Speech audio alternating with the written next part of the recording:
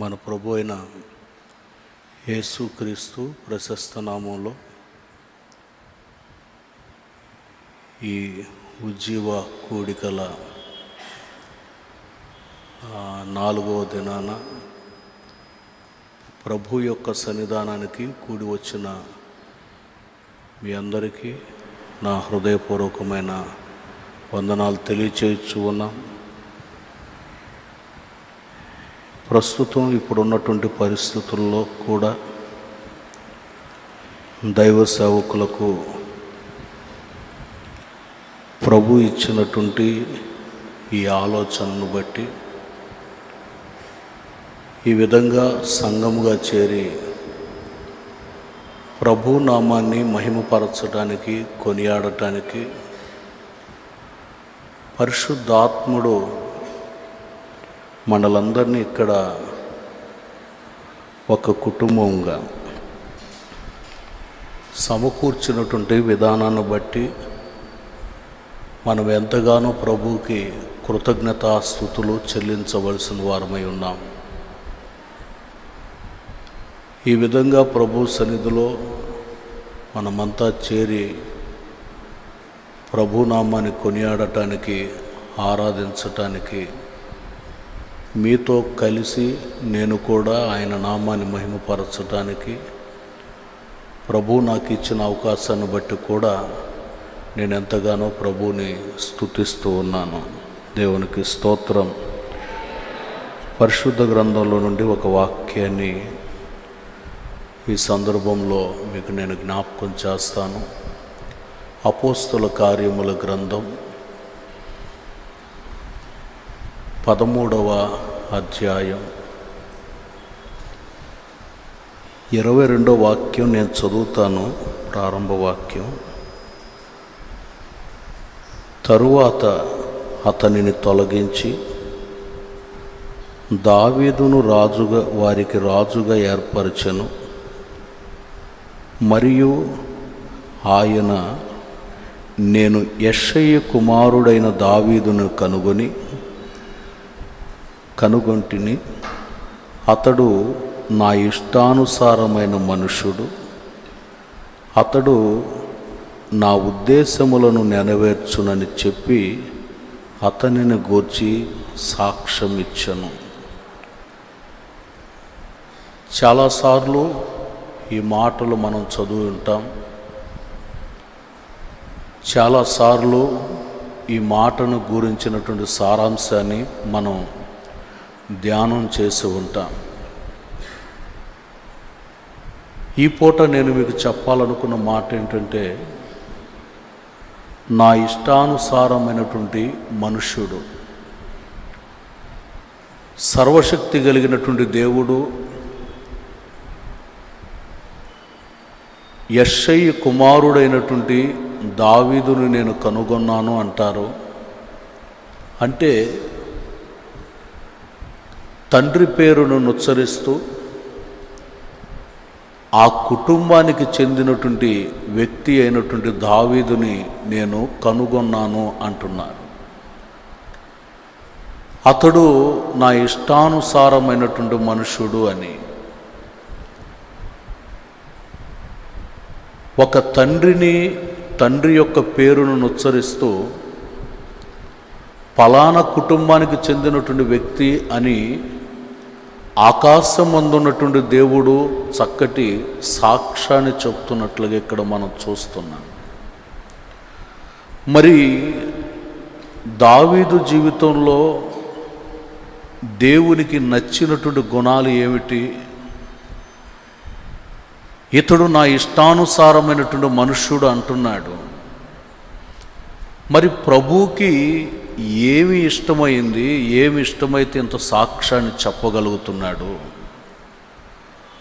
ఒక వ్యక్తిని గూర్చి ఇంత ఘనమైనటువంటి సాక్ష్యాన్ని చెప్పటానికి చూడండి, కొన్ని సందర్భాల్లో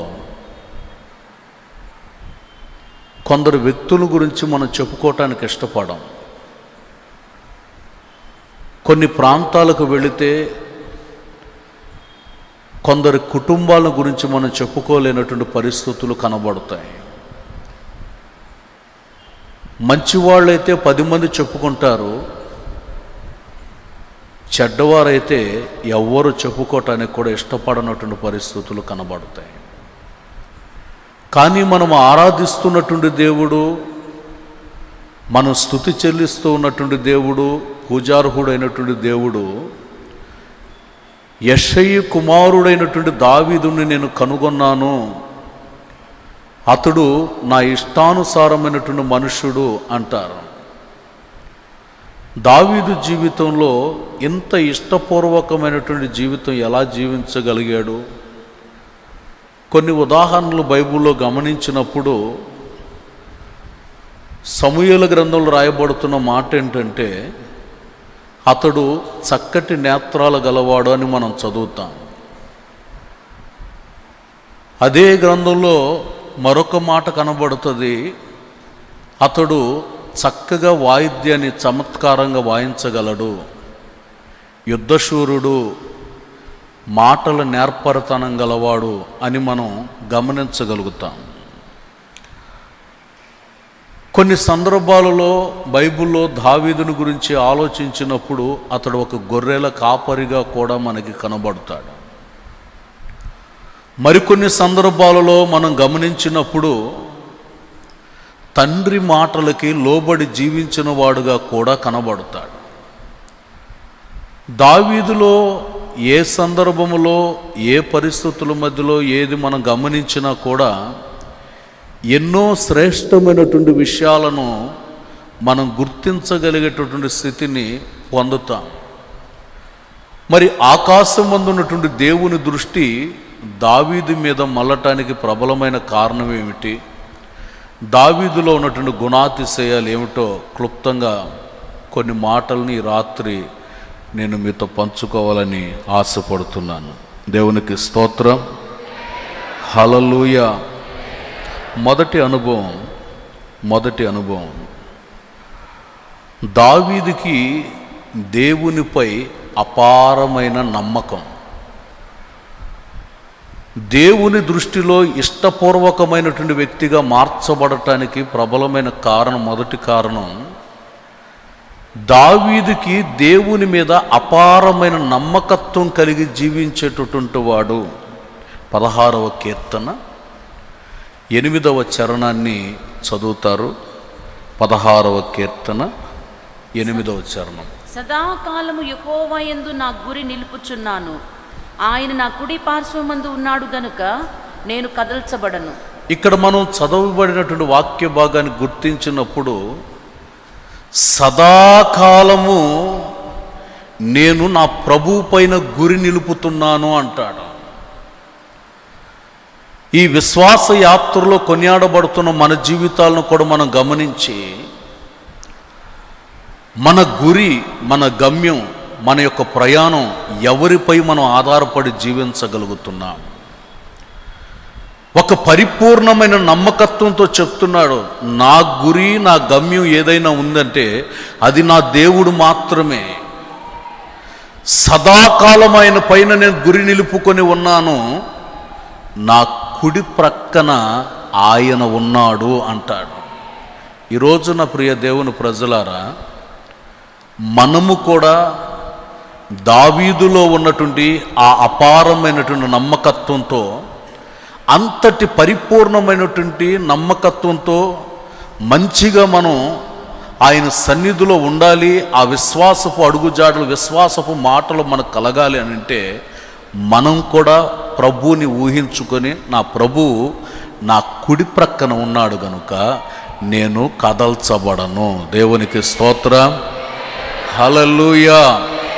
నమ్మకత్వం ఉన్నటువంటి వ్యక్తికి ప్రభు నా ప్రక్కన ఉన్నాడనేటటువంటి విశ్వాసం ఏర్పరచబడుతుంది. దేవుని మీద నమ్మకత్వం కలిగినటువంటి వ్యక్తి ఎప్పుడు కూడా కలత చెందడు, కలవరపడడు. చిన్న సమస్యలు వచ్చినా, పెద్ద సమస్యలు వచ్చినా, ఏ సమస్యకు, సందర్భానికి కూడా కలవరపడకుండా ఒక పరిపూర్ణమైనటువంటి స్థిరత్వాన్ని పొందినటువంటి వాడు. 18వ కీర్తన 29వ చరణాన్ని చదివినప్పుడు అక్కడ రాయబడుతున్నటువంటి మాట ఏంటంటే, సహాయము వలన నీ సహాయము వలన నేను సైన్యమును జయింతును. నేను సైన్యాన్ని జయిస్తాను. నా దేవుని సహాయము వలన ప్రాకారమును దాటుదును. చూడండి, మనుషుల సహాయాన్ని కానీ తనతో ఉన్న వాళ్ళ సహాయాన్ని కానీ తన వెంట తిరుగుతున్న వాళ్ళ ఎవ్వరి సహాయాన్ని కోరుకోకుండా నా దేవుని సహాయము వలన, నా దేవుని సహాయం నేను ప్రాకారాలు దాటుతాను, నా జీవితం నేను అవతలకు దాటి వెళ్ళగలుగుతాను అని చెప్తున్నాడు. ఈ రోజున ఎన్ని సమస్యలు మన ఎదుట ఉన్నా, అది ఎట్లాంటి సమస్య అయినా కావచ్చు, జీవితాన్ని పట్టి వేధిస్తున్న రోగ సమస్య అయినా కావచ్చు, అప్పుల సమస్య అయినా కావచ్చు, నెమ్మది లేని సందర్భాలు కావచ్చు, ఏ పరిస్థితి ఉన్నా మన హృదయంతర భాగాలలో ఉండవలసిన ఆశయం ఏంటంటే, నా దేవుడు నా పక్షంగా ఉన్నాడు, ఆయన నాతో కూడా ఉన్నాడు గనుక ఎట్టి సమస్యలు ఎదురుపడినా నేను సంతోషంగా దాటి అవతలకు వెళతాను. దేవునికి స్తోత్రం, హల్లెలూయా. సంతోషంగా దాటి నేను అవతలకు వెళ్ళిపోతాను. తన ముందు 6 మూరల జానడెత్తు కలిగినటువంటి గొలియాతు నిలబడ్డాడు. యుద్ధ ప్రవీణత నేర్చుకున్నారు, ట్రైనింగ్ తీసుకున్నారు. ట్రైనింగ్లో ఉన్నటువంటి సైన్యంగా నిలబడినటువంటి వాళ్ళు బోల్డ్ అంతమంది ఉన్నారు. కానీ అటువైపున గొలియాతు వేసేటటువంటి సవాళ్ళకి యుద్ధాభ్యాసం నేర్చుకున్న వాళ్ళు సహితం గడగడలాడిపోతూ ఉంటే, దావీదు హృదయంలో ఒక ఆశయం ఏమిటనంటే, నేను నమ్మినటువంటి దేవుడు శక్తి గలవాడు గనుక, నేను ఆరాధిస్తున్నటువంటి దేవుడు జీవం గలవాడు గనుక, ఆయన నా కుడి ప్రక్కన ఉన్నాడు గనుక నేను కదల్చబడను. దేవునికి స్తోత్రం. ప్రియులారా, ఈ రోజున మనకి దేవుని మీద ఒక పరిపూర్ణమైన నమ్మకం ఉండాలి. ఆయన నా జీవితంలో గొప్ప కార్యాలు చేస్తాడు, మేలు జరిగిస్తాడని ఒక నమ్మకం మన జీవితంలో ఉంటే, ఖచ్చితంగా సర్వశక్తి కలిగినటువంటి దేవుడు మన జీవితాలలో గొప్ప కార్యాన్ని చేయటం ప్రారంభిస్తాడు. చూడండి, మీరు సమూయేలు మొదటి గ్రంథం 17వ అధ్యాయం 9వ వాక్యాన్ని మీరు చదివినప్పుడు అక్కడ రాయబడుతున్నటువంటి మాట, అతడు నాతో పోట్లాడి నన్ను చంపగలిగిన ఎడల మేము మీకు దాసులు మగుదుము. నేను అతన్ని జయించి చంపిన ఎడల మీరు మాకు దాసులై మాకు దాస్యము చేయుదురు. ఇక్కడ చదవబడినటువంటి ఈ వాక్య భాగాన్ని మనం గుర్తించినప్పుడు, గొలియాతు సవాలు చేస్తున్నాడు, మీరు నా మీద జయ జీవితాన్ని పొందితే మీరందరూ నాకు దాసులైపోవాలి. ఒకవేళ నా పైన మీరు జయ జీవితాన్ని పొందితే మేమందరూ నీకు దాసులం అయిపోతాం. సవాళ్ళు వినబడుతున్నప్పుడు దావీదుకు ఒకటే తెలుసు, నేను వెళ్ళేది మనుషులను నమ్ముకొని వెళ్ళట్లేదు, కానీ యుద్ధము యెహోవాది గనుక నా పక్షంగా వ్యాజ్యమాడగలిగిన వాడు నా పక్షంగా ఉంటాడు. నేను అధైర్యపడక ముందుకు వెళతాను, గొప్ప జయము కలుగుతుంది. దేవునికి స్తోత్రం, హల్లెలూయా. ఒక పరిపూర్ణమైనటువంటి జయ జీవితాన్ని పొందగలిగేటటువంటి అనుభవం అండి.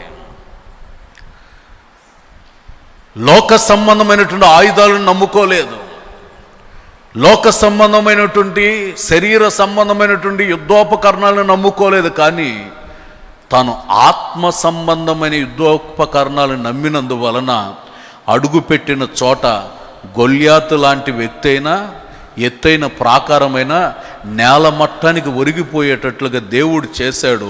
ఎందుకనంటే దావీదుకి దేవుని మీద నమ్మకం ఉంది, ఆయన కుడి ప్రక్కనే ఉన్నాడు, నేను కదల్చబడననే ఒక పరిపూర్ణ నమ్మకత్వం ఉంది కనుకనే జయాన్ని పొందగలిగాడు. దేవునికి స్తోత్రం.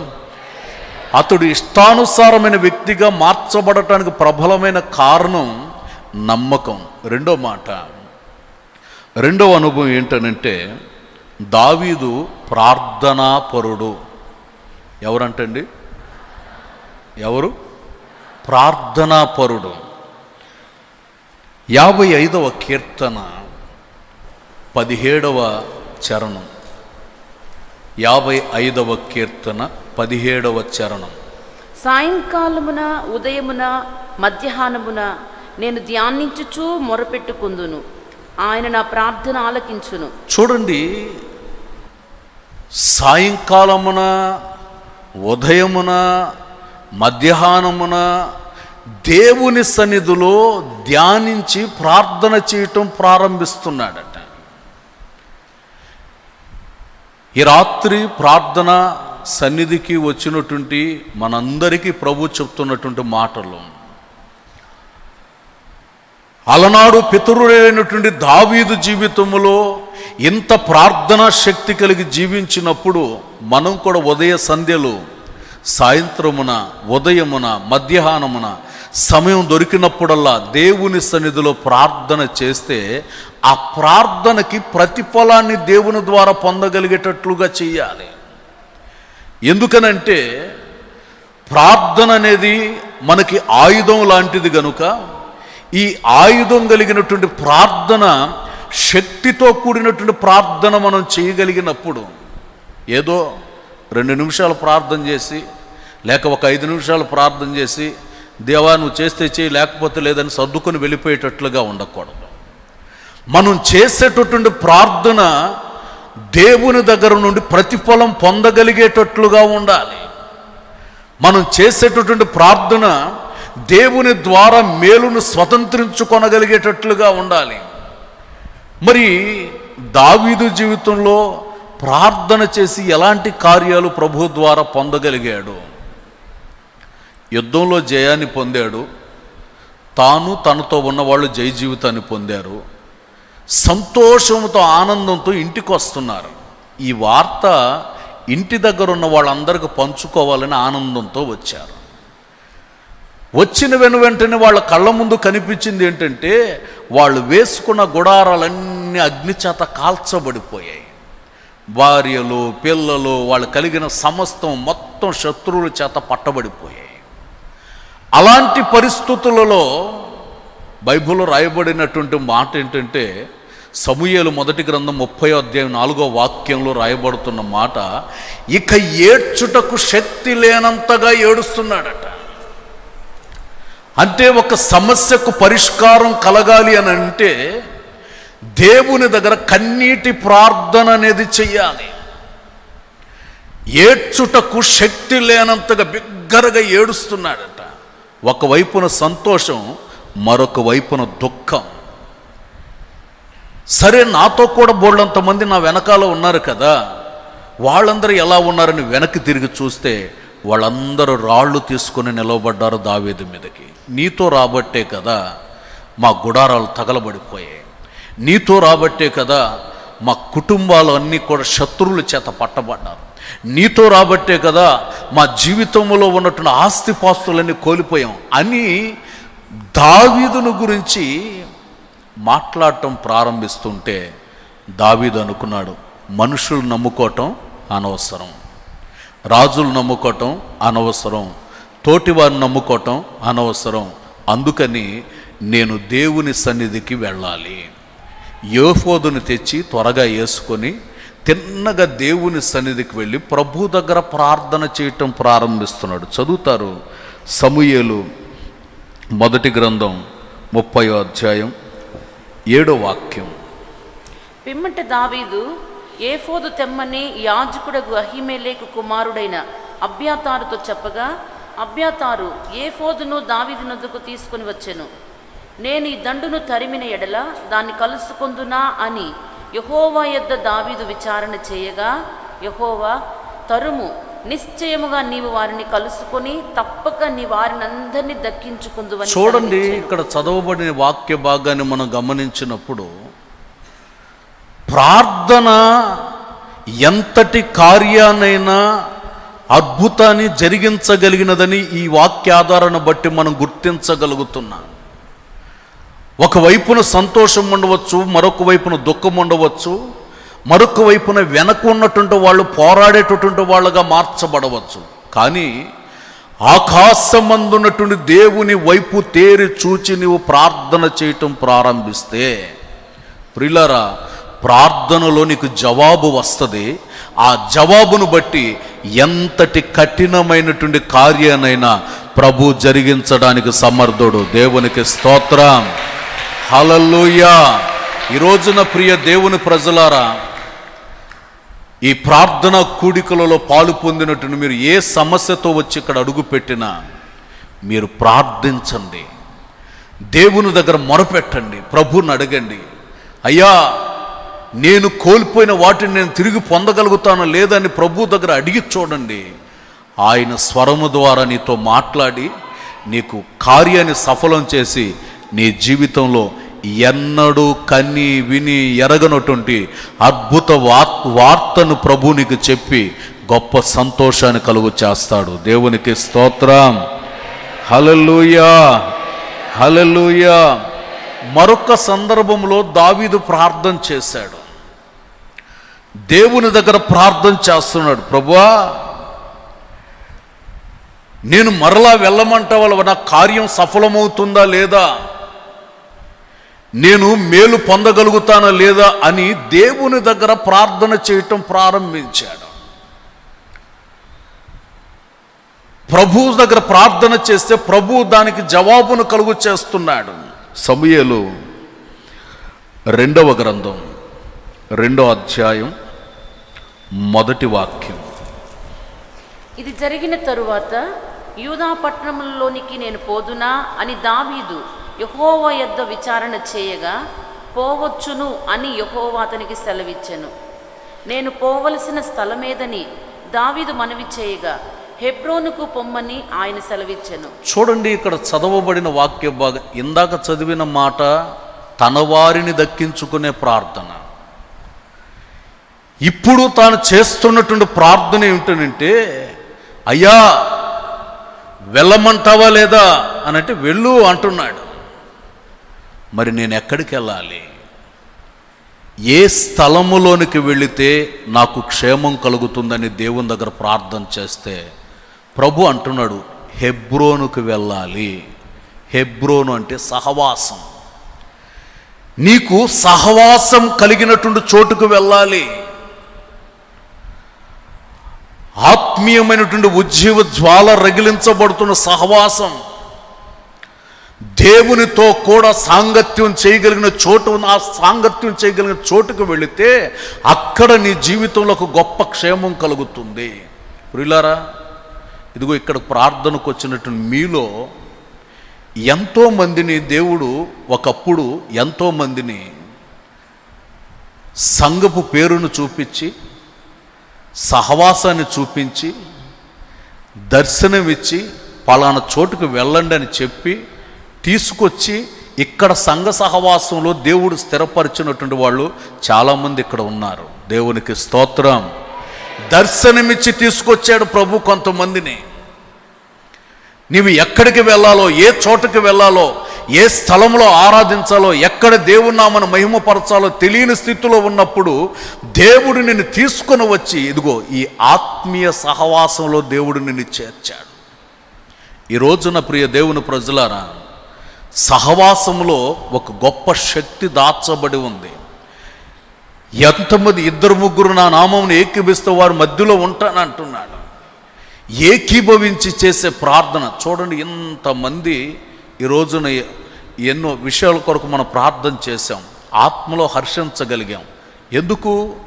ఏకీభవించి మనం ప్రార్థన చేస్తే ఎంతటి కఠినమైనటువంటి కార్యాలనైనా దేవుడు సఫలీకృతం చేయటం ప్రారంభిస్తాడు. దేవునికి స్తోత్రం. సహవాసములో ఒక గొప్ప ఉజ్జీవం దాచబడింది. సహవాసములో ఒక గొప్ప సంతోషం దాచబడింది. దేవునితో అంటుకట్టబడి జీవించగలిగేటువంటి అనుభవాలు కనపరచబడతాయి. అందుకని ఆయనతో సహవాసం చేయటానికి నీవు ఇష్టపడేటటువంటి వ్యక్తివిగా ఉండాలి. కొన్ని సందర్భాలలో దావీదు ప్రార్థన చేస్తే ప్రభు వెళ్ళొద్దు అంటున్నాడు. అక్కడికి వెళ్ళొద్దు, ఆ చోటుకి వెళ్ళవద్దు, ఆ స్థలంలోనికి నువ్వు వెళ్ళవద్దు అని దేవుడు మార్గాన్ని మరొక వైపు నుండి మలిచినట్లుగా కూడా రాయబడి ఉంది. కొన్నిసార్లు ప్రార్థన చేసుకోకుండానే హడావుడిగా ఇంట్లో నుండి బయలుదేరేస్తుంటాం. ఒకవేళ శుభకార్యాలకు వెళ్ళాలనుకున్నా, వ్యాపారానికి వెళ్ళాలనుకున్నా, ఉద్యోగానికి వెళ్ళాలనుకున్నా, ఏ కార్యక్రమానికి నువ్వు ఇంటి నుండి బయలుదేరేటప్పుడు ప్రార్థన చేసుకోకుండా ఆడావుడికి వెళ్ళిపోతూ ఉంటారు. ప్రియులారా, నీవు ప్రార్థన చేసి ప్రభు దగ్గర నీ జీవితాన్ని అప్పగించుకొని, ప్రభువా ఈ పని నిమిత్తం నేను వెళ్తున్నాను, నాకు కార్యం సఫలం చేయి, ఈ పని కొరకు నేను వెళుతున్నాను, నా జీవితంలో అద్భుతం జరిగించని నీవు ప్రార్థన చేసుకొని అడుగులు ముందుకు వేసి వెళితే, నీకు ఉన్నటువంటి ముందు ఉన్నటువంటి మెట్టలు ఏదైనా కానీ, ఆటంకంగా ఉన్నవి ఏవైనా కానీ అన్ని దేవుడు సదును చేసి పెట్టి నీకు జరగవలసిన పనులన్నీ జరిగించడానికి ప్రభు సమర్థుడు గనుక ఆయన మాటను విని ఆయనకు ప్రార్థన చేసుకుని వెళితే గొప్ప జయము కలుగుతుంది. దేవునికి స్తోత్రం, హల్లెలూయా. గొప్ప జయ జీవితాన్ని నీవు పొందగలుగుతావు. అందుకని ప్రార్థన చేసుకొని నువ్వు ముందుకు వెళితే ఆ ప్రార్థన ఎంతటి గొప్ప కార్యాలను, ఎంతటి కఠినమైన కార్యాలనైనా జయిస్తుంది. అందుకే ఆకాశం ముందున్నటువంటి దేవునికి దావీదు మీద ఇష్టం కలిగిందట, ఇతడు ప్రార్థనాపరుడు అని. మూడో విషయాన్ని చెప్తాను. మూడో అనుభవం ఏంటనంటే, ఇతడు దేవునిని నిండు మనసుతో స్తుతులు అర్పించేటటువంటి వాడు. నిండు మనసుతో దేవునికి స్తుతియాగాలు చెల్లించేవాడు. 119వ కీర్తన 164వ చరణం.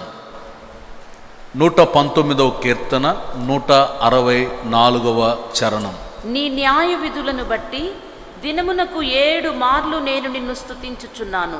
చూడండి, కీర్తనకారుడు అంటారు, నీ న్యాయ విధులను బట్టి దినమునకు నేను ఎన్ని మార్లు చెప్పండి? 7 సార్లు సమయం దొరికినప్పుడల్లా స్తోత్రం స్తోత్రం స్తోత్రం స్తోత్రం అని స్తోత్రాలు చెల్లిస్తానే ఉన్నాడట. సమయము దొరికినప్పుడల్లా. ప్రియులారా, ఏ పరిస్థితుల్లోనైనా మనం ఎక్కడ ఉన్నా, ఏ చోట ఉన్నా, ఎక్కడ మనం జీవిస్తూ ఉన్నా, మన నోరు ఎప్పుడు దేవుని గురించి స్తుతి చెల్లిస్తూనే ఉండాలి. మనం దారిలో మార్గంలో వెళుతున్నామా, మనం ఉంటున్న వీధుల్లో వెళుతూ ఉన్నా, లేకపోతే మెయిన్ రోడ్లో వెళుతున్నా, స్తుతి చెల్లించుకుంటూ నువ్వు వెళ్ళినప్పుడు ఆ స్తోత్రగానాలు మన వీధులలో ఉన్న దోషాన్నైనా, మనం సంచరిస్తున్న ప్రాంతాల్లో ఉన్నటువంటి దోషాన్నైనా సమస్తాన్ని తొలగిస్తాయి. ఎందుకనంటే స్తుతి మూలంగా చెరసాల పునాదులు కదిలేయని మనం చదువుతున్నాం. స్తుతిస్తే ఎరుకో ప్రాకారాలు కుప్పలాగా కొల్చబడ్డాయని మనం చదువుతున్నాం.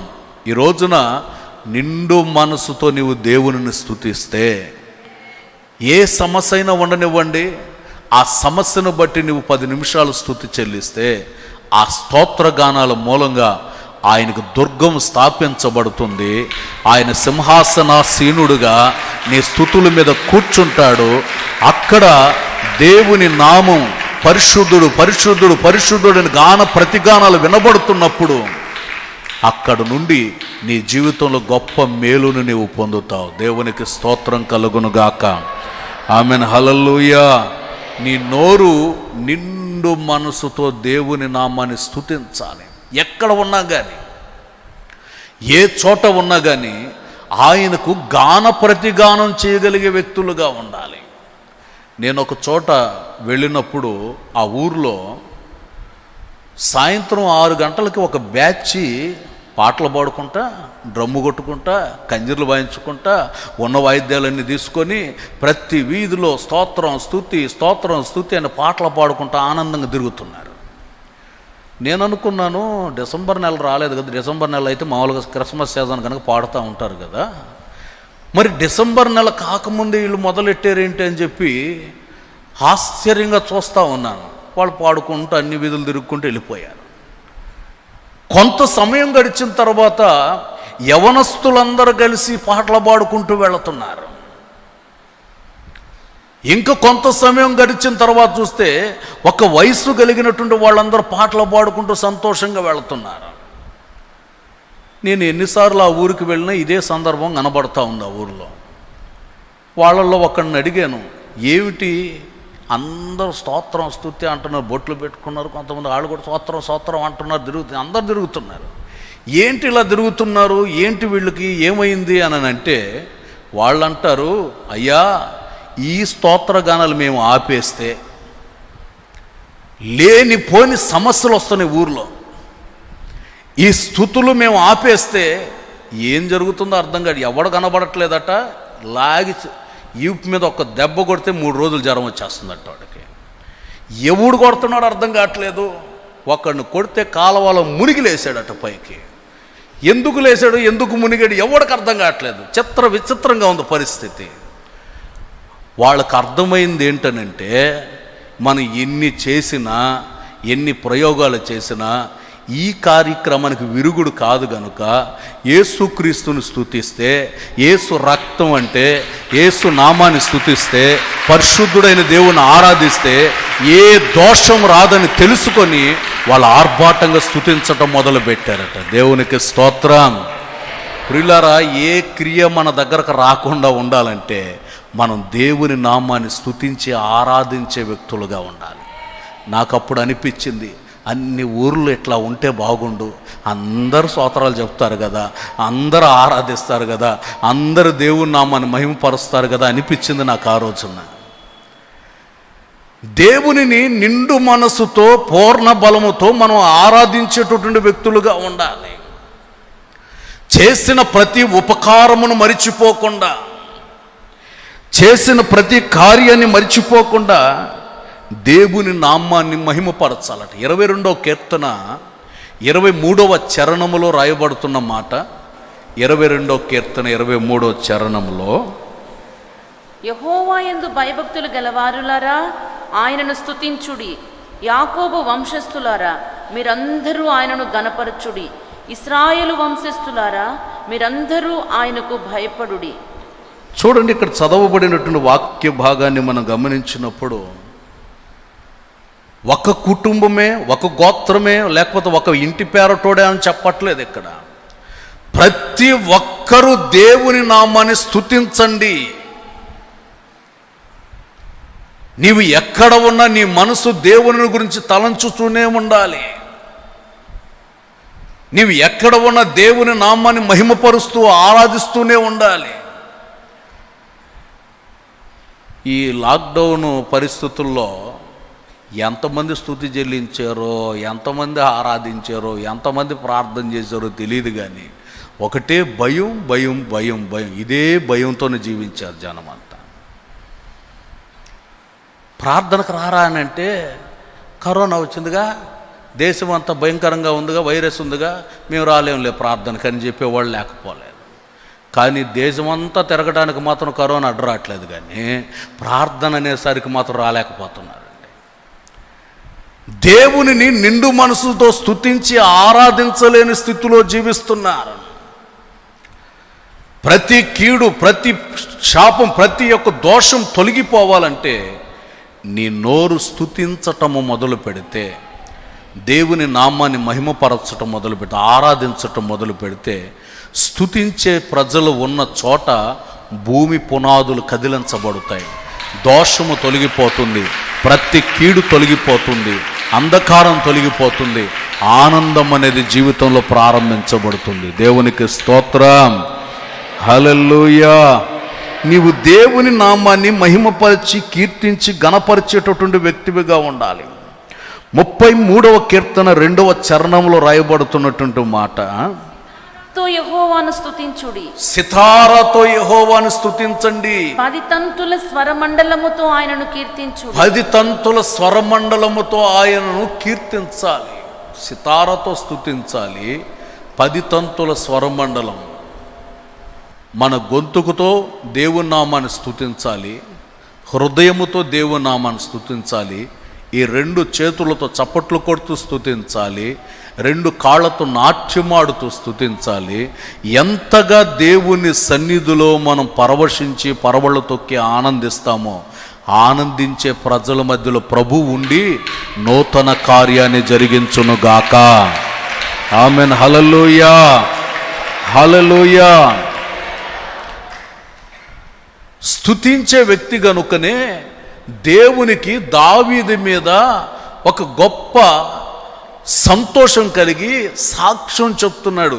ఇతడు నా ఇష్టానుసారమైనటువంటి వ్యక్తి. నాలుగవ మాట దావీదు ఉపవాసముండి ప్రార్థన చేసేవాడు.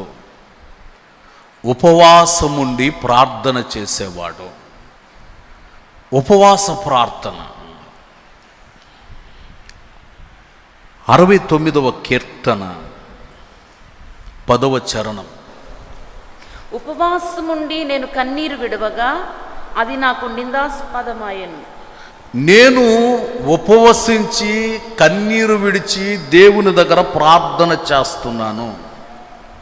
ఇతడు ఒక రాజు కదా, అధికారంలో ఉన్నవాడు, పదవిలో ఉన్నవాడు గనుక ఇతడు ఉపవాసం ఉండి ప్రార్థన చేయాలంటే చేయాలి. ప్రార్థన అనేది నా జీవితంలో ఉంది గనుకనే నేను అన్ని కార్యాలు జయించగలిగేటువంటి స్థితిని నేను పొందుతున్నాను అంటాడు. ఈ రోజున ప్రియ దేవుని ప్రజలారా, నీ కుటుంబంలో ఏ విధమైనటువంటి దోషాల చేత నీవు ఒకవేళ ఉన్నా ఉపవాసం ఉండి ప్రార్థన చేస్తే, ఎందుకంటే ఉపవసించి నీవు దేవుని సన్నిధిలో మొరపెట్టినప్పుడు ఆ ప్రార్థనకి దేవుడు ప్రతిఫలాన్ని కలుగు చేస్తాడు. ఆయన సన్నిధిలో ఉన్నటువంటి పరిపూర్ణ ఆనంద సంతోషాన్ని పొందగలిగే స్థితిని ఉపవాస ప్రార్థన అంటే జ్యూసులు తాగి, పాలు 1 అర లీటర్ తాగి, 2 అరటిపండ్లు, ఎక్కువైతే మళ్ళీ కష్టమైపోతుంది, 2 అరటిపండ్లు తిని, ఈ రకమైనటువంటి ఉపవాసం కాదండి. ఈ రకమైన ఉపవాసం కాదు. దేవుని దగ్గర మనం ప్రార్థన చేసేటప్పుడు ఒక పరిపూర్ణమైనటువంటి నిశ్చయత కలిగి, ఒక పరిపూర్ణమైనటువంటి సంతోషముతో. నాకు తెలిసినటువంటి ఒక ఆవిడ ఉపవాస ప్రార్థన 40 రోజులు ఉపవాస ప్రార్థనలో కూర్చుంది. జనమేమో బయటంతా ఎదురు చూస్తున్నారు. 40 రోజుల ఉపవాస ప్రార్థన దేవునితో గడిపి ఉంటుంది, ఆనందంగా ఉంటుంది, అంత సంతోషంగా బయటకు వస్తుంది, ఇది ఆమె చూడాలి, ఆనందపడాలని జనం అంతా ఎదురు చూస్తున్నారు. ఇక 40 రోజులు గడిచేటప్పటికి మరలా చెప్తుంది, దేవుడు ఇంకొక 20 రోజులు కూడా నన్ను ఉపవాసం ఉండమంటున్నాడు. నేను ప్రభు సన్నిధిలో ఇంకొక 20 రోజులు కూడా ఉపవాసం ఉండాలనుకుంటున్నానని చెప్పి జనాలందరికీ చెప్పింది. వాళ్ళందరూ కూడా నమ్మి మొత్తం మీద అమ్మో మన ప్రార్థన చేసి ఒక సేవకురాలు దొరికింది, 60 రోజుల ఉపవాసం మామూలు పరిస్థితి కాదు అని ప్రజలందరూ కూడా ఆనందంగా ఎదురు చూస్తున్నారు. బయటేమో జనాలకేమో నేను ఉపవాస ప్రార్థన అని చెప్తుంది, లోపల మాత్రం జ్యూసులు తాగుతూ ఉంది. ప్రార్థనే లేదు. లోపలే ఉంటుందో ప్రార్థన చేయట్లేదండి. ప్రార్థన చేయట్లేదు. జ్యూసులు తాగుతుంది, బోర్నమిట తాగుతుంది, హార్లిక్స్ తాగుతుంది, బలం తగ్గిపోకుండా, నీరసం రాకుండా, బలం అన్నీ శుభ్రంగా తిని 60 రోజులకి ముఖం కలకలలాడిపోతా మనిషి ఎలా బయటకు వచ్చిందంటే జుట్టు ఎర్రబోసుకొని, ఇక ఏ సునామా అనే మాట లేదు, బయట ఉన్నాయి కదా అవన్నీ అనుకుంటా కేకలేసుకుంటూ బయటకు వచ్చింది. ప్రజలను మోసము చేసి లోపట ఉపవాస ప్రార్థనని పేరు చెప్పుకొని మరుగై ఉన్నప్పుడు ఆకాశం మందు ఉన్నటువంటి దేవుడు చూశాడు. నువ్వు ప్రార్థనలో ఉండకుండా జనాల్ని మోసం చేయటం ఎందుకు? దేవుని ఆత్మ పొందలేదండి. 60 రోజులకి దురాత్మ ఆవరించి దురాత్మ క్రియలన్నీ ప్రారంభించబడ్డాయి. అక్కడున్న ఆ చిన్న సంఘం ఏమైపోయిందంటే చల్లా చెదరైపోయి ముక్క చెక్కలుగా మార్చబడిపోయింది. ప్రియులారా, దేవుని దగ్గర ఉపవసిస్తే ఖచ్చితంగా ప్రార్థనలో ఉండి ఆ ప్రార్థన ద్వారా ఒక జయ జీవితాన్ని పొందటానికి కోరుకోవాలి. దావీదు తన బిడ్డ అనారోగ్య పరిస్థితుల్లో ఉన్నప్పుడు దేవుని పాదాల దగ్గర చేరి ఉపవాసం ఉండి ప్రార్థన చేస్తున్నాడట. నీళ్లు త్రాగలేదు, ఆహారాన్ని తినలేదు, స్నానం చేయలేదు, శుభ్రమైన వస్త్రాలు వేసుకోవట్లేదు, తలకు నూనె పెట్టుకోవట్లేదు. ఈ కార్యక్రమాలన్నీ రాయబడి ఉంటాయి. చక్కగా అట్లాగే దేవుని సన్నిధిలో ఉండి ప్రార్థన చేసి ప్రభువు దగ్గర కనిపెట్టడం ప్రారంభిస్తూ ఉన్నాడు. మీరు చదవగలిగితే సమూయేలు 2వ గ్రంథం 12వ అధ్యాయం 17వ వాక్య భాగాన్ని మనం చదివినప్పుడు, దావీదు ఉపవాసముండి లోపలికి పోయి రాత్రంతయు నేలపడి ఉండి బిడ్డ కొరకు దేవుని బతిమాలగా. చూడండి, రాత్రంతా దేవుని సన్నిధిలోకి సాష్టాంగ పడిపోయి నేల మీద బోర్లో పడిపోయి రాత్రంతా ఉపవాస ప్రార్థనలో ఉన్నాడట. ఈ రోజున ప్రియ దేవుని ప్రజలారా, మీకు ఒక కార్యం సఫలీకృతం కావాలి అని అనుకుంటే, మీరు నివసిస్తున్నటువంటి ప్రాంతం కాపాడబడాలి, సంరక్షించబడాలి అనుకుంటే, నీవు ప్రార్థన చేయటానికి మోకరిస్తే, ఉపవాస ప్రార్థన చేసి జై జీవితాన్ని పొందిన వాళ్ళు బోల్డ్ అంతమంది మనకు బైబిల్లో కనబడతారు. ఎస్తేరు ప్రార్థన చేసింది, ఉపవాస ప్రార్థన చేసింది, దేశాన్ని రక్షించుకోగలిగింది. మీరు ప్రార్థనా పరులై ఉపవసించి దేవుని పాదాల దగ్గర చేరి నీ పిల్లల సంరక్షణ కొరకు, అనారోగ్యంతో బాధపడుతున్నారా, పిల్లల కొరకు ప్రార్థన చేయండి. వాళ్ళు మాట వినకుండా జీవిస్తున్నారా, ప్రార్థన చేయండి. నీ ఇంట్లో అన్ని కష్టాలు ఎదురుపడుతున్నవా, ప్రార్థన చేయండి. ఉపవసించి దేవుని దగ్గర నువ్వు మొరపెట్టి ప్రార్థన చేయటం ప్రారంభిస్తే ఆ ఉపవాస ప్రార్థన ద్వారా గొప్ప శక్తిని నువ్వు దేవుని ద్వారా స్వతంత్రించుకుంటావు. ఈ రోజున ప్రియ దేవుని ప్రజలారా, నీవు దేవుని దగ్గర ఉపవసించి ప్రార్థన చేయాలి. నీవు బలపడాలంటే, నీవు ఆధ్యాత్మికంగా ఎదగాలంటే, ఆధ్యాత్మికంగా నీవు ఉత్సాహాన్ని పొంది ఉత్తేజాన్ని పొంది నీవు వర్ధిల్లాలంటే, నీవు దేవుని దగ్గర చేరి ప్రార్థించే వ్యక్తివిగా ఉండాలి. దేవునికి స్తోత్రం, హల్లెలూయా. ప్రార్థన శక్తివంతమైన కార్యాన్ని చేస్తుందండి.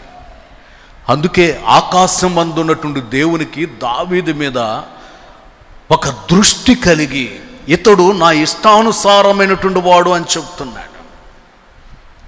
మరొక విషయాన్ని కూడా నేను మీకు జ్ఞాపకం చేస్తాను. 5వ విషయాన్ని నేను జ్ఞాపకం చేస్తాను. అదేమిటనంటే, గద్దింపునకు లోబడి జీవించిన వాడు దావీదు. హెచ్చరిక వినబడినప్పుడు, గద్దింపు వినబడినప్పుడు గద్దింపునకు లోబడి జీవించినటువంటి వాడు దావీదు. 141వ కీర్తన 5వ చరణం. 141వ కీర్తన 5వ చరణం. నీతిమంతులు నన్ను కొట్టుట నాకు ఉపకారము, వారు నన్ను గద్దించుట నాకు తైలాభిషేకము. చూడండి, ఇక్కడ చదవబడిన వాక్య భాగాన్ని గుర్తిస్తే, నీతిమంతులు నన్ను కొట్టుట, గద్దించుట అది నాకు ఉపకారము. ప్రియులారా, గద్దింపులు ఆత్మీయులకి అవసరం. సేవకుడికైనా విశ్వాసులకైనా గద్దింపు అనేది చాలా అవసరమై ఉన్నది. హెచ్చరిక చేసినప్పుడు హెచ్చరికకి మనం లోబడి జీవిస్తే అది తైలాభిషేకం అని మనం చదువుతున్నాం. దేవుని ద్వారా కలిగేటువంటి ఆశీర్వాదం నీవు పొందగలిగే వ్యక్తివే అని మనం వినగలుగుతున్నాం. ఈ రోజున దైవ సేవకులుగా మేమంతా ఒక స్థితిలో మేము ఉన్నాము అని అంటే, ఆత్మీయ తండ్రి యేసన్న గారు, మేరక్క గారు, ఆత్మీయ తల్లి మేరక్క గారు ఎన్నో సందర్భాలలో మమ్మల్ని హెచ్చరిక చేసి, గద్దించి, బుద్ధి చెప్పి, సరైనటువంటి మార్గాన్ని గురించి సేవకులుగా మాకు బోధింపచేసి, ఎలా నడిపించబడాలి, ఏ విధంగా ప్రవర్తించాలి, ఎలా జీవించాలని హెచ్చరికలు వాళ్ళు చేసి ఒక సరైనటువంటి త్రోవను నేర్పించినటువంటి వారు గనుకనే, ఆ పునాదుల మీద మేమంతా ఉన్నాం గనుకనే ఈ రోజు వరకు కూడా ప్రభు యొక్క మహిమ కలిగిన పరిచర్యలు మేము కొనియాడబడుతున్నాం. దేవునికి స్తోత్రం. మేము హెచ్చరికలకు లోబడకుండా ఉంటే, మేము గద్దింపులకు లోబడకుండా ఉండే, మేము ఈ స్థితిలో ఇక్కడ ఉండేవాళ్ళం కాదేమో. ప్రియులారా, ఆ రోజున పెద్దలు మమ్మల్ని కొట్టినా, తిట్టినా, హెచ్చరికలు చేసినా మేము వాటిని సంతోషంగా స్వీకరించాం. ఎందుకనంటే మా తల్లిదండ్రులు మమ్మల్ని కొడితే, తల్లిదండ్రులు హెచ్చరిక చేస్తే మేము బాధపడతామా అని మా ఆత్మీయ తల్లిదండ్రులు మమ్మల్ని బలపరిచేవాళ్ళు గనుక వాళ్ళు ఎన్ని విధాలుగా మమ్మల్ని శిక్షించినా మాకు ఇది ఒక పునాది అని మేము ఆ పునాదుల మీద ఉండి నడిపించబడుతున్నాం. హెచ్చరికలు అనేవి చాలా ప్రాముఖ్యమైనవండి. హెచ్చరికలు అనేవి చాలా ప్రాముఖ్యమైనవి. ఆ హెచ్చరికకు మనం లోబడినప్పుడు అది మన జీవితానికి ఆశీర్వాదాన్ని కలుగు చేస్తుంది.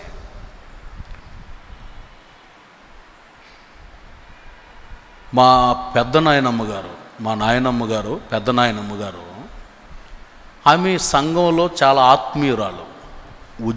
బాగా ఉద్యోగం ఎక్కువ.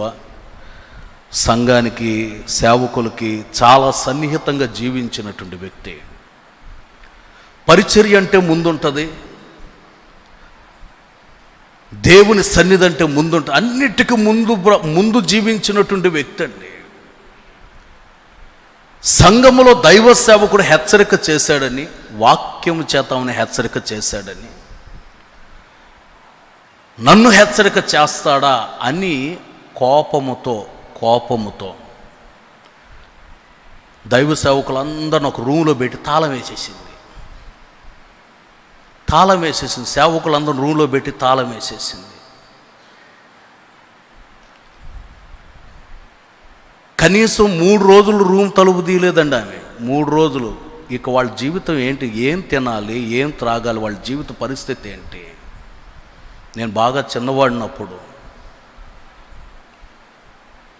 ఆమె సరదాగా చేసింది ఈ పనులన్నీ. సరదాగా నన్నంటాడా పాస్టర్ గారు, నాకు వాక్యంతో బుద్ధి చెప్తాడా, నన్ను ఖండిస్తాడా, నాకు బుద్ధి చెప్తాడా, నన్ను అనటానికి ఆయన ఎవరు అని తాళం వేసేసింది సంఘానికి. 3 రోజుల తర్వాత తీశారండి. ఆమె కాలం ఆమెకు అయిపోయింది. ఆమె ముగించుకొని ఆమె వెళ్ళిపోయింది. బయట వాళ్ళ సంగతి కాదు, మా నాయనమ్మ సంగతి, మా పెద్ద నాయనమ్మ సంగతి చెప్తున్నాను. ఆ తర్వాత ఇప్పుడున్నటువంటి తరం, వాళ్ళ పిల్లలు కానీ, మనవరాళ్ళు ఆ తరాన్ని కానీ చూస్తేనండి, ఆమె చేసిన దుష్కార్యం, హెచ్చరికకు లోబడలేదు ఆమె, విధేయత కలిగి జీవించాల, సంఘానికి విరోధంగా లేచి, సేవకుడికి విరోధంగా లేచి, లోపల పెట్టి తాళం వేసి గందరగోళం చేసింది. కానీ ఇప్పుడు ఆ పిల్లల పరిస్థితి ఎట్లా ఉందంటే భయంకరంగా. చదువుకున్నారు కానీ మైండ్ చెల్లించిపోయి ఎటు వెళ్ళిపోతున్నారో తెలియట్లేదు. ఒకరు కాపలా ఉండి తెచ్చుకునే పరిస్థితులు ఏర్పరచబడ్డాయి. నేను వాళ్ళ ఇంటికి వెళ్ళినప్పుడు, ప్రార్థన చేయడానికి వెళ్ళినప్పుడు, ఆ ఇంట్లో అడుగు పెట్టినప్పుడు, ఆ ఇంటి పరిస్థితులు చెప్తున్నప్పుడు ప్రభు నాకు ఈ సందర్భాన్ని గుర్తు చేశాడు. ఇది ఆనాడు ఆమె హెచ్చరికకు లోబడలేదు. సంఘంలో సేవకులను ఒక ఆట ఆడుకుని ఒక భయంకరమైన క్రియ చేసింది. ఆ చేసిన క్రియను బట్టి ఇప్పుడు ఆ తర్వాత జనరేషన్లన్నీ భయంకరమైనటువంటి పరిస్థితులు, ఇబ్బందులు పడిపోతున్నారు. ప్రభు అంటాడు, ఆ క్రియ ఆమెలో ఆ చేదైన వేరున్నందువలన, ఆ విధంగా సేవకునికి విరోధంగా లేచినందువలన తరతరాలు నెమ్మది లేకుండా బ్రతుకుతున్నారు. వాళ్ళని చూసినప్పుడల్లా బాధేస్తుంది. ప్రియులారా, హెచ్చరికలు అనేటటువంటివి ఏదో మా నోటితో మేము చెప్పేటటువంటి మాటలు కాదు, పరిశుద్ధ గ్రంథంలో ఉన్న మాటలను.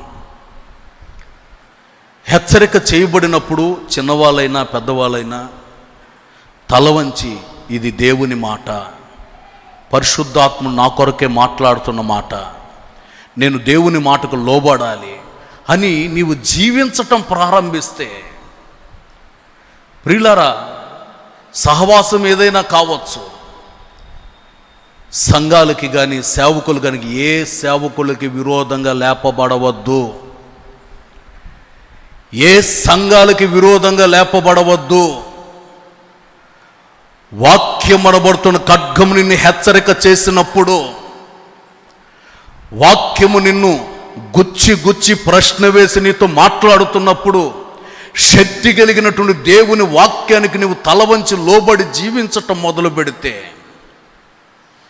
నీ శిక్షను దేవుడు కొట్టివేసి నీ మీదకు రాకుండా శిక్షను ఆపి ఆ తరతరాలు సంతోషంగా బ్రతకగలిగేటట్లు చేయగలిగినది దేవుని హెచ్చరిక. ఈ రోజున ప్రియ దేవుని ప్రజలారా, నీవు హెచ్చరికకు లోబడాలి. యెషయా హిజ్కియా రాజు దగ్గరకు వచ్చి హెచ్చరిక చేశాడు.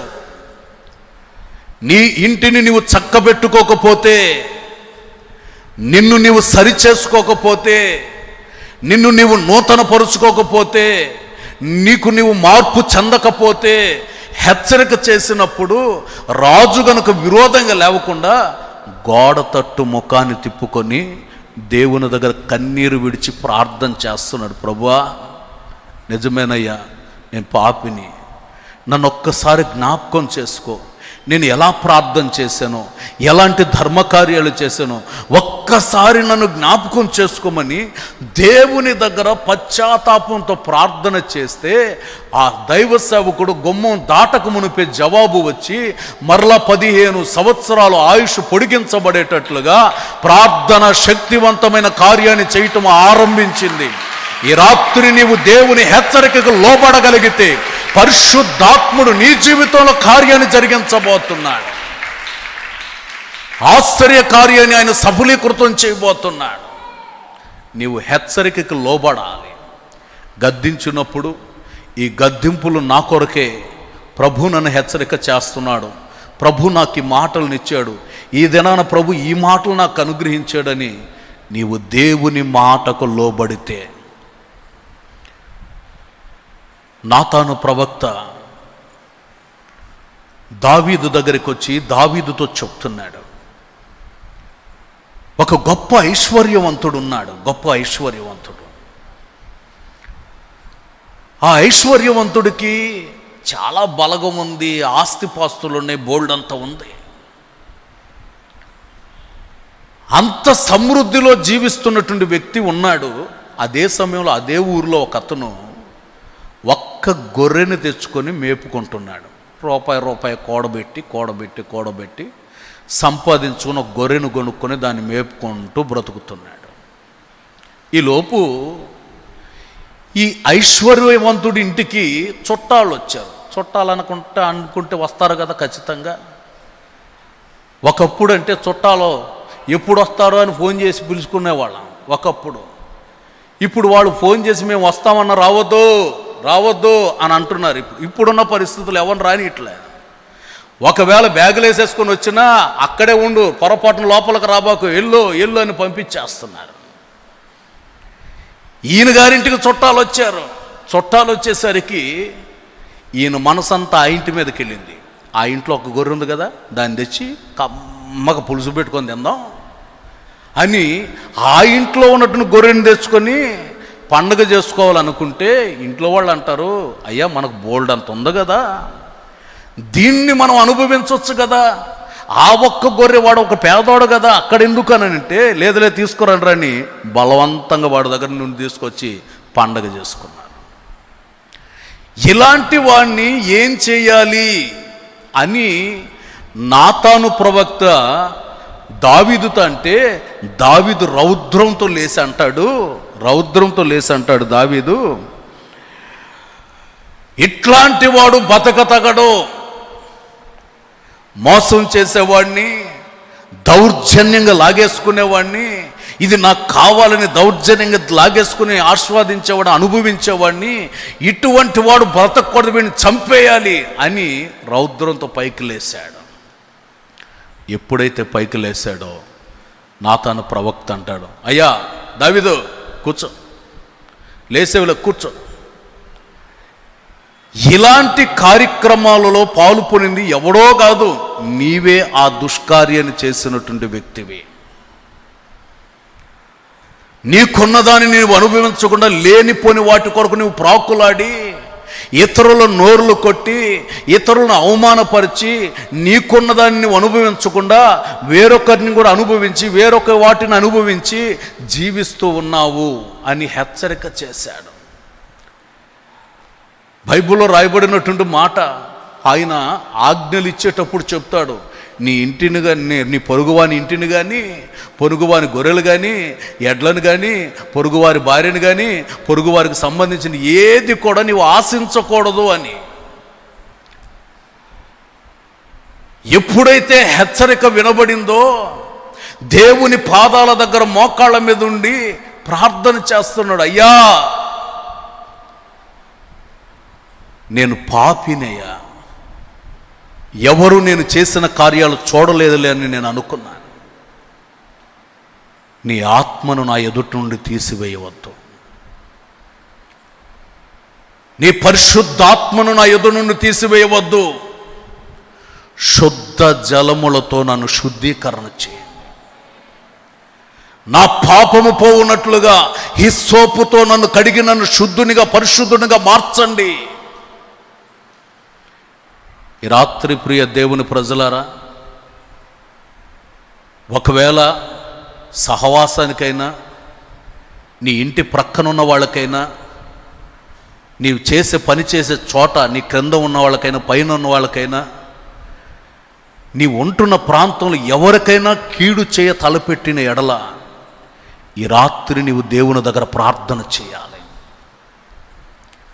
అలనాడు దావీదు ప్రార్థన చేసినట్లు 51వ కీర్తనలో ఆయన చేసిన ప్రార్థనలు తగినట్లుగా, శుద్ధ జలములతో నన్ను శుద్ధీకరించు, హిస్సోపుతో నన్ను కడుగు, నా దోషము పోవునట్లు నన్ను బాగా కడగండి, శుద్ధీకరించండి, పరిశుద్ధపరచండి అని పశ్చాత్తాపముతో నీవు ప్రార్థన చేయగలిగితే ప్రియులారా, ఈ రాత్రి నీ ప్రార్థన ప్రభు ఆలకించబోతుంది. అలనాడు దావీదు పశ్చాత్తాపాన్ని చూచి దేవుడు శుద్ధీకరణ చేసినట్లుగా ఈ రాత్రి నిన్ను కూడా ఒక గొప్ప శుద్ధీకరణ చేయాలని ఆయన కోరుకుంటున్నాడు. నిశ్చయంగా నిన్ను నీవు నూతన పరుచుకోవటానికి ప్రభు దగ్గర కోరుకోవాలి. హెచ్చరికలు వినబడినప్పుడు లోబడాలి. గద్దింపుకు లోబడి జీవించినప్పుడు నీవు కనికరాన్ని పొందగలిగే వ్యక్తివిగా మార్చబడతావు. చివరిగా మరొక మాట కూడా చెప్పి నేను ముగిస్తాను.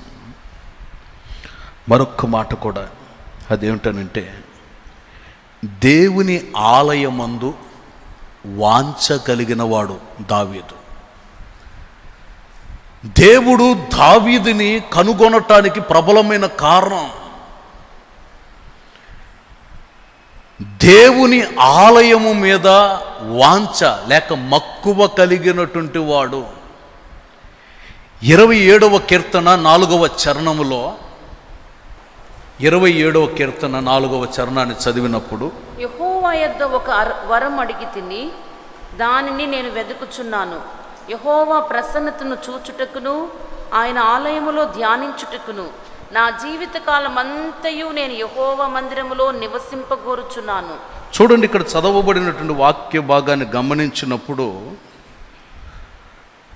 నేను దేవుని సన్నిధికి వచ్చాను, ఆయన ప్రసన్నతను చూడాలని కోరుకుంటున్నాను. ఇప్పుడు ప్రభు యొక్క సాన్నిధ్యానికి మనమంతా వచ్చి ఉన్నాం. అలనాడు కీర్తనకారుడైన దావీదు కోరుకున్నట్లుగా, దేవా నీ ప్రసన్నత మా మీద ఉండాలి అని నీవు కోరుకోగలిగితే, మీరు చదవగలిగితే 90వ కీర్తన 17వ చరణాన్ని చదివితే, 90వ కీర్తన 17వ చరణంలో,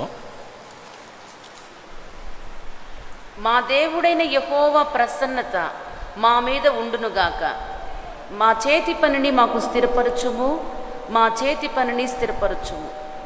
ఈ చదవబడినటువంటి వాక్య భాగాన్ని నేను చెప్తాను, నాతో కూడా మీరు చెప్పండి. మా దేవుడైన యెహోవా, చెప్పాలి మీరు అందరూ, మా దేవుడైన యెహోవా మీ ప్రసన్నత మా మీద ఉండునుగాక, మీ ప్రసన్నత మా మీద ఉండునుగాక.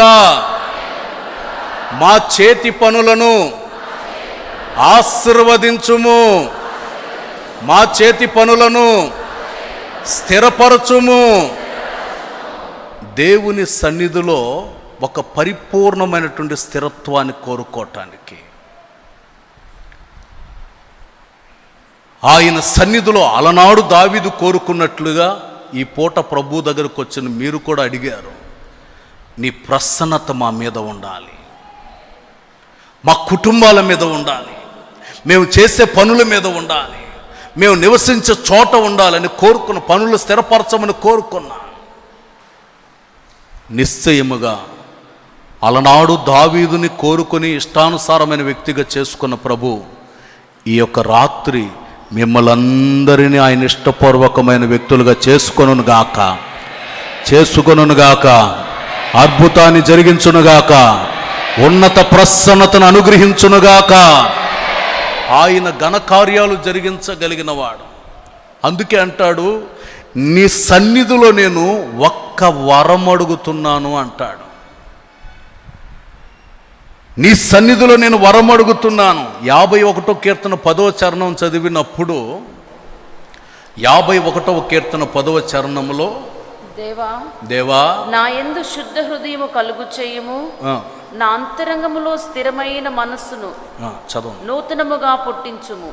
నీ సన్నిధిలో నుండి నన్ను త్రోసివేయకము, నీ పరిశుద్ధాత్మను నా యొద్ద నుండి తీసివేయ. దేవుని దగ్గర అడుగుతున్నాడు, నీ ఆత్మ నా యొద్ద నుండి తీసివేయవద్దు.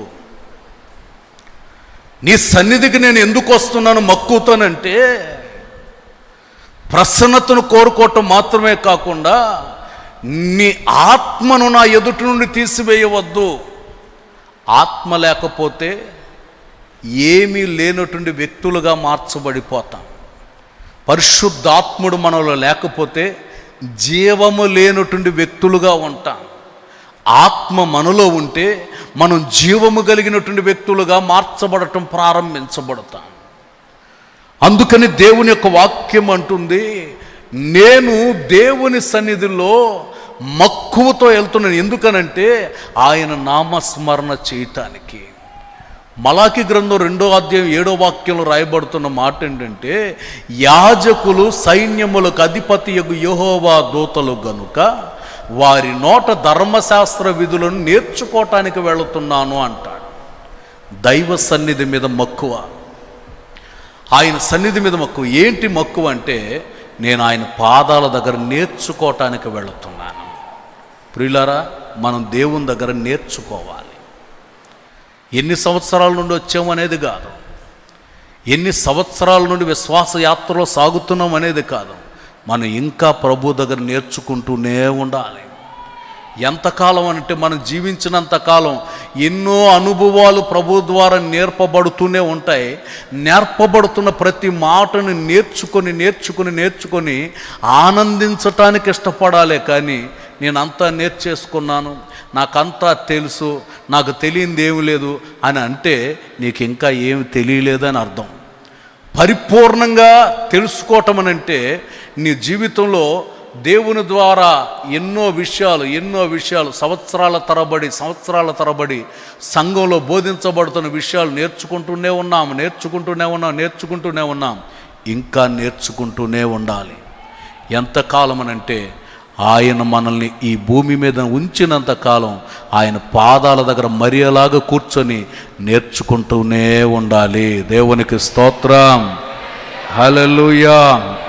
అందుకే అంటారు, నేను ఆయన సన్నిధిలోకి నేను వెళుతున్నాను మందిరములో నివసించటానికి. ఎందుకు వెళుతున్నావు నువ్వు మందిరములోకి? ఎందుకు వెళుతున్నావు దేవుని సన్నిధికి? హోసన్న మందిరానికి ఎందుకు వెళ్తున్నావు అని అంటే, నువ్వు ఎందుకు వెళుతున్నావు అని అంటే, ఆయన సన్నిధిలో పరవశించి ఆనందించి పరలోక రాజ్యానికి సిద్ధపడటానికి. ఎందుకు వస్తున్నాం సంఘానికి? ఎందుకు ఈ ఉజ్జీవ కోటాలు, ఎందుకు ఆరాధనలు, ఎందుకు ఈ సిద్ధపాటు? ఎందుకనంటే మనం పరలోక రాజ్యానికి వెళ్ళి చేరటానికి సిద్ధపాటు ఇదంతా. 122వ కీర్తన 1వ చరణములు అంటారు, యెహోవా మందిరమునకు వెళ్ళుదామని జనులు నాతో అనినప్పుడు నేను సంతోషించాను అంటాడు. ప్రియులారా, అప్పుడే ఆదివారం వచ్చేసిందా? ఇంక 2 రోజుల నుండి రావచ్చుగా, ఇంత తొందరగా వచ్చేసింది ఏంటి ఆదివారం? అప్పుడే వచ్చేసిందా శనివారం? అప్పుడే బుధవారం వచ్చేసిందా? అప్పుడే శ్రీలకొట్టమా అని అప్పుడే వచ్చేసిందా అనేటట్లుగా కాదట. దేవుని సన్నిధి అని అంటే సంతోషం ఉండాలి. నా ప్రభు సన్నిధిలోకి నేను వెళ్ళి పరవశించి ఆయన నామాన్ని మహిమపరిచి ఆరాధిస్తూనే ఉంటాను. దేవునికి స్తోత్రం. ప్రియులారా, దేవుని సన్నిధి అంటే ఆనందం. ఈ వారం రోజులు మీకు ఆనందమే ఆనందం, మామూలు ఆనందం కాదు ఇది. దైవ సన్నిధిలో ఉన్నటువంటి పరిపూర్ణమైనటువంటి సంతోషకరమైనటువంటి అనుభవాలు. ఈ రోజున ఈ విధంగా మనమంతా దేవుని నామాన్ని మహిమపరిచి కొనియాడగలిగేటట్లు, అందుకే కీర్తనలో రాయబడుతుంది, నా జీవిత కాలం అంతా అంటాడు. ఈ రోజున నీవు దేవుని యొక్క సన్నిధిని గూర్చినటువంటి మక్కువ నీలో ఉండి, దావీదు దేవునికి ఇష్టానుసారమైన వ్యక్తిగా బ్రతికినట్లుగా ఈ రాత్రి నీవు కూడా ఇష్టపూర్వకమైన వ్యక్తివిగా ఉంటే నీవు నమ్మకస్తుడివై ఉండాలి. ప్రార్థన చేయాలి, స్తుతించాలి, ఉపవాస ప్రార్థన చేయాలి, గద్దింపునకు లోబడాలి. దేవుని సన్నిధి మీద మక్కువతో నీవు ఆయన సన్నిధికి రావాలి. ఎప్పుడైతే ఇటువంటి అనుభవాలు మన జీవితాలలో ఉంటాయో నిశ్చయంగా ఆశ్చర్య కార్యాలు చేయగలిగినటువంటి దేవుడు, అలనాడు యెషయి కుమారుడైన దావీదుని కనుగొన్న దేవుడు ఈ రాత్రి నిన్ను కనుగొని నిన్ను గూర్చిన మంచి సాక్ష్యాన్ని ఆయన చెప్పే రోజులు ఆరంభించబడ్డాయి. అట్లాంటి దినాలు నీ జీవితంలో ఆరంభించి ఆయన ఊహకు మించిన గొప్ప కార్యాలను నీ పట్ల, నీ కుటుంబం పట్ల, సంఘ సహవాసం పట్ల జరిగింపజేయునుగాక.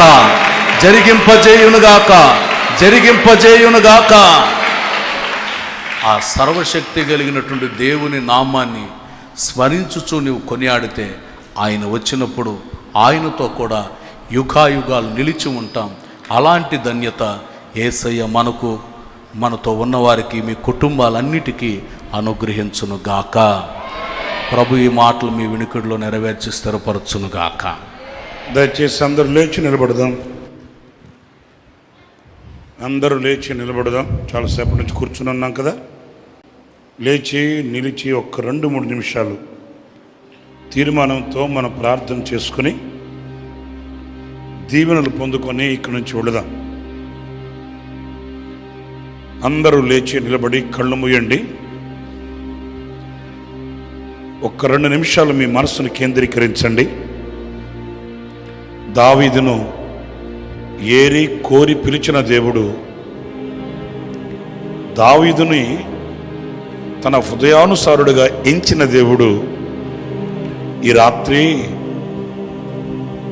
నిన్ను ఆయన దృష్టించాలి. దావీదును ఏరి కోరుకున్న ప్రభువు నిన్ను ప్రత్యేకించుకోవాలి అనుకుంటే కావలసిన అర్హతలేంటో సేవకుల ముఖాంతరంలో నుంచి ప్రభు ఒక్కొక్కటిగా వివరిస్తూ వచ్చాడు. అందరూ కళ్ళు మూసి ప్రశాంతంగా, ఇక్కడేమి మీకు బలవంతాన ముండ్లకర్రతో ఏమీ పొడిచేదేమీ లేదు. కళ్ళు మూసి మనసారా ప్రభుతో ఒక తీర్మానం చేసుకునే మంచి శుభగడియలు. నాయనా, నేను నమ్మకత్వాన్ని కోల్పోతున్నాను, ప్రార్థన చేయలేకపోతున్నాను, ఉపవసించలేకపోతున్నాను, స్తుతించలేకపోతున్నాను. ఇదిగో ఈ నా కొరతలన్నీ నేను గుర్తించుచున్నాను, కప్పుకొనక ఒప్పుకుంటున్నాను, విడిచిపెడతానని తీర్మానం చేసుకుంటున్నాను. నా తీర్మానాలు స్థిరపరిచి ఇకనైనా నీతో సహజీవనం చేయనట్లు, నీతో జీవించి బ్రతుకున్నట్లు, నీ దగ్గర మేలును పొందుకొని అందుకొని సాక్షిగా నిలిచేటట్లు కార్యసాధకముకు మీ క్రియాశక్తిని బట్టి నేను పడిన స్థితిలో నుంచి నన్ను లేవనెత్తు ప్రభువా, నన్ను లేవనెత్తు. దావీదుకి దేవుని సన్నిధి మీద దేవుని ఆలయం మీద ఎంత మక్కువో. నా కుటుంబం నిత్యము నీ సన్నిధిలో ఉండాలయ్యా అని ఏడుస్తాడు. నీ సన్నిధిలో నుండి నన్ను త్రోసివేయకు అని ప్రాధేయపడతాడు. నీ మందిర గడప దగ్గర కాచుకొని ఉంటాను అంటాడు. తనొక రాజు కదా, తనకేంటి కొదువ? అదే దావీదులో దేవునికి ఇష్టమైనది, ప్రీతికరమైనది. నా ప్రియ సహోదరులరా, నీవు ఆయనను ధారాళంగా స్తుతించగలుగుతున్నావా? చిరకాలము నేను దేవుని మందిరములో, దేవుని ఆలయములో, దేవుని సన్నిధిలో సజీవ సాక్షినై ఉండాలి అనే వాంఛ నీకుందా? లేక పొట్టులా ఎగిరిపోతున్నావా? చెట్టులా ఫలిస్తున్నావా?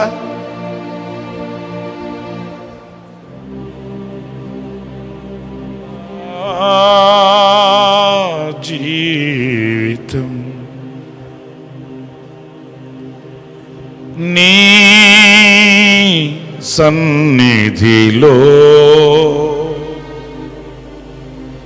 కడవరకు సాక్షిగా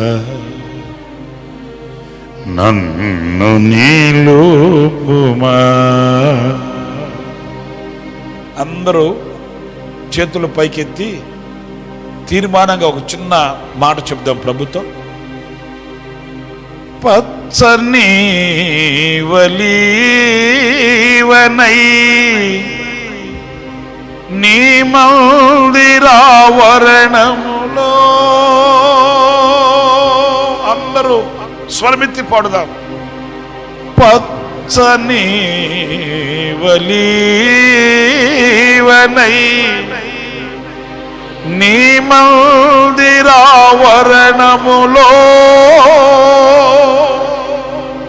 నీతో ఫలించెదా బ్రతుకు దినములన్నిట నీతో ఫలించెదా బ్రతుకు దినములన్నిట నా జీవితం నీ సన్నిధిలో కడవరకు సాక్షిగా నన్ను నిలుపుమా. ప్రభో నన్ను నిలుపు. బీడువారినా నా జీవితం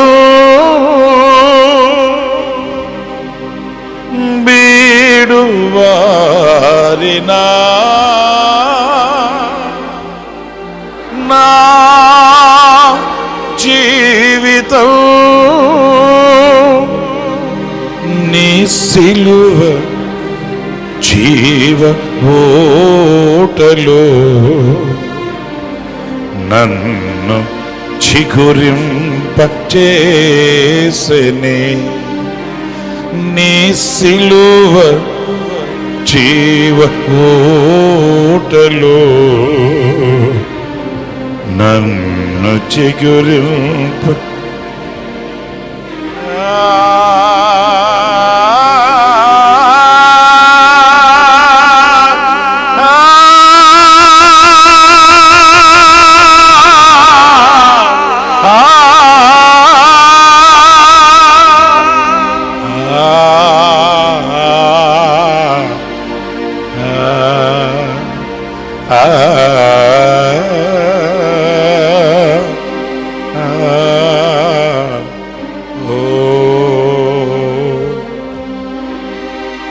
నీతో ఫలించెదా బ్రతుకు దినములన్నిట బ్రతుకు దినముల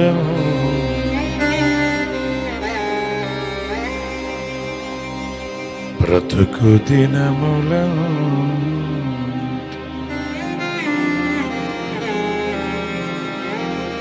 ఆశ్చర్యకరుడైన తండ్రి, జీవాధిపతి అయిన ప్రభువా, కృపా సత్య సంపూర్ణుడా, నిన్న నేడు నిరంతరం ఏకరీతిగా ఉన్నవాడా, ఈ రాత్రి మీ ఆత్మీయ అంతరిక్షంలో ఆనాడు మా పితరుని నీవు ఏరి కోరి పిలుచుకున్నావు.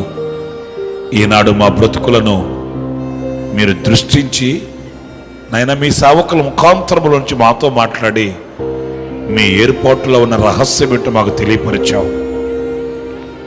నైనా ఆనాడు దావీదు వలె మేము కూడా మా జీవితాన్ని మలుచుకొని మీకు ఇష్టానుసారులమై, మీ హృదయానికి తగిన వారమై మీ మన్నన పొందుకోవడానికి సహాయం చేయండి. మీ కౌగిలిలో నిలవడానికి సహాయం చేయండి. సియోనులో నీతో కూడా బ్రతకడానికి సహాయం చేయండి. నీ ముఖ కాంతిలో మా జీవితాన్ని నిలుపుకోవడానికి సహాయం చేయండి. మా బలహీనతలు ఏంటో గుర్తించగలిగాం, మా అవిధేయతలు ఏంటో గుర్తించగలిగాం, సరిచూసుకోవడానికి సమ్మతించాం. శుద్ధాత్మతో నింపమని వేడుకుంటున్నాం. పరిశుద్ధపరచ మమ్మల్ని పవిత్రపరచమని ప్రార్థిస్తున్నాం. మమ్మల్ని ప్రీతికరమైన పాత్రలుగా తీర్చిదిద్దమని మమ్మల్ని అప్పగించుకుంటున్నాం. మీ పక్షమున నిలిచిన మీ దాసుల్ని ఇంతవరకు మీరు వాడుకున్నారు నాయనా. ఇంకా మీరు శక్తివంతమైన పాత్రగా మీరు వాడుకుంటున్నందుకు మీకు స్తోత్రాలు చెల్లిస్తున్నాను. మంచి ఆరోగ్యము, క్షేమము, దీవెన కలుగు చేయండి. మీ దాసులు మీ నామము పేరట చేస్తున్న పరిచర్యను విస్తరింప చేయండి, ఆశీర్వదించండి. సంఘ సరిహద్దులు విశాలపరచండి. నూతనమైన ఆత్మల సంఘములో చేర్చండి. నీ నామ ఘనత కొరకు మీ దాసులను మీరు వాడుకున్నామని వేడుకొనుచున్నాను. చేరి వచ్చిన నీ ప్రజలను కూడా మీ చేతులు సమర్పిస్తున్నాను. ఎవరైనా బలహీనులై ఉంటే వారిని స్వస్థపరచండి ప్రభువా. మీ గాయపరచబడిన హస్తముతో స్పర్శించండి నాయన.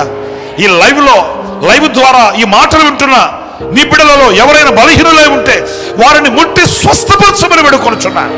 విడుదల ప్రసాదించండి, క్షేమాన్ని ఇవ్వండి. శనివారం రాత్రి వరకు జరిగే ఈ సంఘ ఉజ్జీవ కూడికల్ని మీరు భారమెత్తి నడిపించి మీ ఉద్దేశాలన్నీ మాకు తెలియపరిచి మమ్మల్ని ప్రగతి పదంలో ముందుకు తీసుకుని వెళ్ళమని మమ్మల్ని మీకు అప్పగించుకుంటూ మీ బిడ్డలు బయలుదేరి వెళ్తున్నారు. మార్గంలో మీ సన్నిధి తొడగ ఉంచి క్షేమాన్ని ప్రసాదించి రేపటి దినమందు మమ్మల్ని మరలా మీ సముఖంలో చేర్చమని మమ్మల్ని మీకు అప్పగించుకుంటూ యేసు ప్రశస్త నామంలో ప్రార్థించి వేడుకొనుచున్నాను తండ్రి, ఆమేన్. మన తండ్రి అయిన దేవుని ప్రేమ, కుమారుడైన యేసుక్రీస్తు కృప, పరిశుద్ధాత్మనందలి అన్యోన్యమైన సహవాసం, సన్నిధి, సముఖం ఈ కూడికలో పాలు పొందిన ఒక్కొక్కరికి, లైవ్ ద్వారా ఆయన సన్నిధిని అనుభవించిన ఒక్కొక్కరికి సదాకాలం కృపతోడయుండి నడిపించునుగాక. అందరం చెప్దాం ఆమేన్, ఆమేన్, ఆమేన్. ప్రభు పేరట మీ అందరికీ వందనాలు. ప్రభు మిమ్మల్ని దీవించి ఆశీర్వదించునుగాక. మరల మనం రేపు రాత్రి 7 గంటలకి మరలా కూడుకుందాం. అంతవరకు నా దేవుని సన్నిధి మీకు తోడై ఉండునుగాక. ఆమేన్. మీరు క్షేమముగా బయలుదేరండి. మీరు తెలియని వాళ్ళకు కూడా తెలియపరచండి. రేపటి దినం వారిని ఆయన సన్నిధికి తోడుకురండి. దేవుడు మిమ్మల్ని దీవించునుగాక.